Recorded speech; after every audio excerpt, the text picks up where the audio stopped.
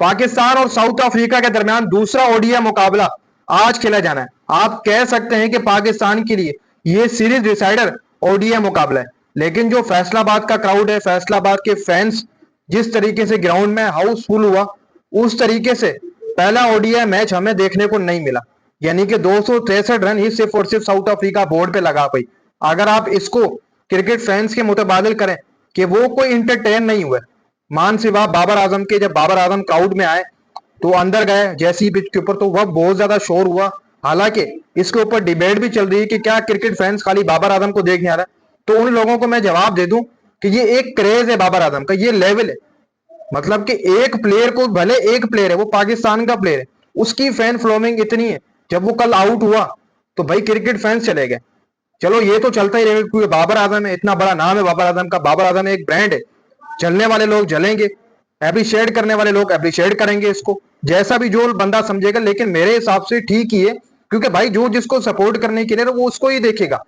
बाबर आजम को सपोर्ट करने वाले बहुत सारे क्रिकेट फैंस से कल वो हमने देखा पहले ओडीआई मुकाबले में जो चले गए बाबर आजम के आउट होने पर। इसका मतलब ये हरगिज नहीं है कि वो पाकिस्तान क्रिकेट टीम को सपोर्ट नहीं करने आते हैं। वो पाकिस्तान क्रिकेट टीम को सपोर्ट तो करने आते हैं, लेकिन बाबर आजम को सबसे ज्यादा वो लोग सपोर्ट करने के लिए आ रहे हैं। अब यहां पर तो ये चीज चलती रहेगी जैसे मैंने आपको कहा, क्योंकि बाबर आजम एक ब्रांड है पाकिस्तान का।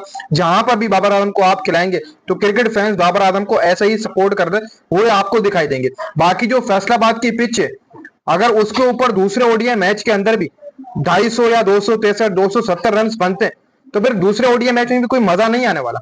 देखो कहीं ना कहीं पर फैसलाबाद की विकेट को, पिच को, बैटिंग विकेट जो वो होना चाहिए था। फिर जहां पर 263 बना पहले ओडीआई मुकाबले में, वहां पर जब चेस की बारी आई तो चेस कहां पर जाकर हुआ? चेज आपका जाकर हुआ, पाकिस्तान ने मैच को ट्रेलर कर दिया। 263 रन 50 ओवर्स में पाकिस्तान ने चेस किए। मतलब कि ओडीआई मुकाबले की कोई अहमियत नहीं रही, बल्कि टेस्ट मैच हमें ज्यादा लग रहा था।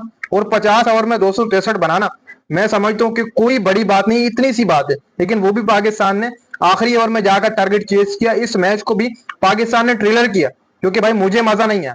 मैं यही कहूंगा कि जो आज दूसरा ओडीआई मैच खेला जाना है फैसलाबाद के अंदर ही, जिसके लिए जिसका पाकिस्तान सीरीज डिसाइडर भी हो सकता है। यानी कि ये ओडीआई मैच आप कह सकते हैं कि पाकिस्तान की सीरीज डिसाइडेड भी। अगर पाकिस्तान जीत जाता है ये ओडीआई मुकाबला तो पाकिस्तान फिर सीरीज जीत जाएगा, फिर आखिरी ओडीआई मुकाबला रह जाएगा। और पाकिस्तान की प्लेइंग 11 के ऊपर भी डिस्कस करेंगे आगे चलकर। जिस तरीके से लड़कों की परफॉर्मेंस रही है उसके ऊपर भी आगे चलकर प्लेइंग 11 भी आप लोगों के साथ शेयर करेंगे, कौन सी प्लेइंग 11 रहने वाली है। पिच की जहां तक बात है, देखो फास्ट बॉलर्स को भी फायदा दिया विकेट ने, पिच ने, और स्पिनर्स को भी बहुत ज्यादा फायदा दिया पहले ओडीआई मुकाबले में। ये पिच रिपोर्ट है। मतलब कि बैटर्स के लिए कोई बैटिंग फ्रेंडली विकेट ही नहीं है ये।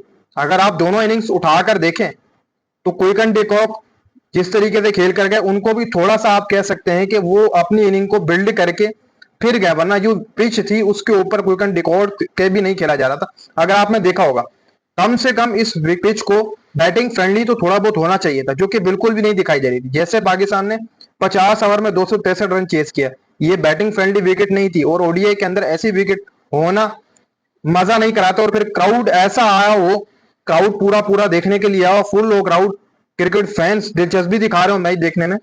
फिर ऐसा ओडीआई मुकाबला जहां पर 263 बनेंगे, दूसरे या तीसरे ओडीआई मुकाबले में मजा नहीं आएगा, फिर कुछ देखने भी नहीं आएगा अगर ऐसी रहेगा तो। इसलिए मुझे लगता है कि पिच जो बनाई गई है वो स्पिनर्स और फास्ट बॉलर्स को ये फायदा दे रही है। बैटर्स के लिए ये कह सकते हैं कि ग्रेवयार्ड बनी हुई थी पिच पहले ओडीआई मुकाबले में। और दूसरा ओडीआई मुकाबला भी कमाल की बात है कि इसी पिच के ऊपर होगा जहां पर साउथ अफ्रीका ने पहले ओडीआई मैच में 263 बनाए। उसी पिच के ऊपर दूसरा ओडीआई मुकाबला भी आज होने जा रहा है।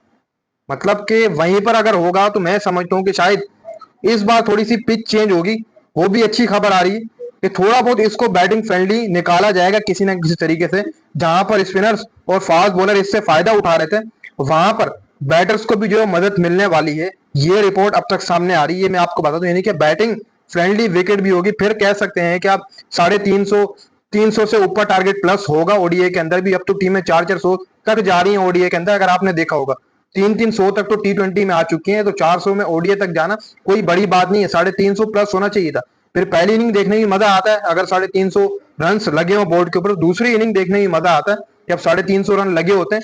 फिर अगली टीम भी कोशिश करती है कि 350 रन है, 50 ओवर्स भले ही है, क्यों ना हम इसको कवर करें और थोड़ा तेज खेलकर इस टारगेट को तेज तेज चेस करें, तभी मजा आता है। चलो ये तो पिच रिपोर्ट थी जो मैंने आप लोगों के साथ शेयर की, और पहला ओडीएम मुकाबले की मैंने आपको पिच के बारे में बताया कि क्या निकल के आ गई थी और क्या हम लेकर चल रहे थे। दूसरा ओडीएम मुकाबले में देखेंगे पिच जो वो किस तरफ जाएगी, बैटिंग फ्रेंडली थोड़ी बहुत निकलती है या सेम रहेगी। रिपोर्ट तो यही है कि बैटिंग फ्रेंडली विकेट आपको नजर आएगी थोड़ी बहुत, जो कि बिल्कुल भी नहीं नजर आई थी, बल्कि 50-50% आप कह सकते हैं कि बैटिंग विकेट आपको निकलती हुई दिखाई देगी दूसरे ओडीएम मुकाबले में। ये फैसलाबाद वालों के लिए अच्छी खबर है, फिर तो बाबर आजम भी इस विकेट के ऊपर अच्छी जो वो स्कोर करता हुआ आपको दिखाई देगा। अब बात कर लेते हैं प्लेइंग 11 की। प्लेइंग 11 ऑलमोस्ट आपकी सेम होगी। रिपोर्ट्स जो आ रही हैं उसके मुताबिक यही बताया जा रहा है कि तब्दीलियां होना नामुमकिन है। क्या पता एक तब्दीली की जाए, एक तब्दीली एक्सपेक्ट है अभी तक जो रिपोर्ट्स आ रही है उसके मुताबिक मैं बात कर रहा हूँ। एक तब्दीली कहाँ होगी वो भी मैं आपको चल के आगे बताऊंगा। फकर जमान, साइम अयूब, बाबर आजम, मोहम्मद रिजवान, इसी के साथ साथ सलमान अली आगा। मोहम्मद रिजवान और सलमान अली आगा ने जिस तरीके से पहले ओडीएम मैच के अंदर काफी कमाल की बैटिंग की, मैच विनिंग दोनों लड़के बारियां खेल कर गए, 50-50 करके गए, इन्हीं की वजह से हम पहला ओडीएम मुकाबला जीते। अगर सलमान और रिजवान भी आउट हो जाता तो आपका मैच पूरा का पूरा साउथ अफ्रीका की तरफ चला जाता। फिर हुसैन तलत 22 रन करके गए, हसन नवाज 1 रन करके गए, मोहम्मद नवाज 9 करके गए, शाहीन शाह अफरीदी 4 रन करके गया, बाकी नसीम शाह तो आप कह सकते हैं कि वो 0 पर आउट। पाकिस्तान की ये प्लेइंग 11 पिछली वाली थी और मैंने आपको यही प्लेइंग 11 बताई है दूसरे ओडीएम मुकाबले में आपको रहती हुई दिखाई देगी। दोबारा सुन लो, फकर जमान, साइम अयूब, बाबर आजम, मोहम्मद रिजवान, सलमान अली आगा, हुसैन तलत, हसन नवाज, मोहम्मद नवाज, शाहीन शाह अफरीदी, नसीम शाह और अबरार अहमद। ये पाकिस्तान की प्लेइंग 11 है साउथ अफ्रीका के खिलाफ दूसरे ओडीआई मैच के लिए। बाकी एक चेंज एक्सपेक्ट है, बताई जा रही है जो हो सकती है। वो चेंज कौन सी है?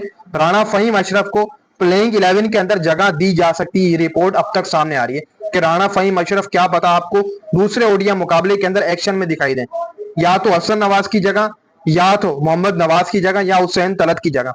इन तीनों में से एक को रेस्ट करा के क्या पता राना फहीम अशरफ को प्लेइंग 11 के अंदर जो मौका दिया जाए। ये रिपोर्ट अब तक सामने आ रही है। एक चेंज के साथ पाकिस्तान जा सकता है 50-50 चांसेस, वरना बाकी प्लेइंग 11 आपकी बिल्कुल सेम रहने वाली है।